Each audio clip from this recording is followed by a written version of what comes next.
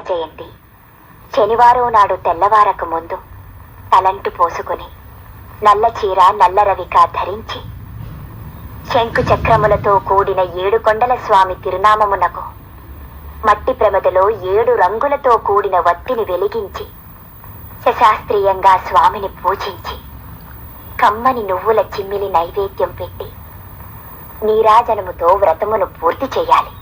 తిరిగి సాయంత్రం వరకు ఉపవాసం ఉండి స్నానము చేసి పసుపు చీర పసుపు రవిక ధరించి వ్రత విధానము సాగించి స్వామికి ఇష్టమైన చక్కెర లడ్డూలను నివేదనము చేసి నీరాజనమునిది ఒక అతిథిని ఆహ్వానించి భోజనాదులతో సత్కరించి అతిథి భుజించి విడిచిన ఒక మెతుకును అమృత వస్తువని ఆరగించాలి.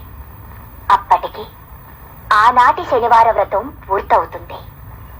ఈ విధంగా 7 శనివారములు వ్రతమును చేసినచో ఉద్దేశించిన సత్ఫలమును పొందగలరు.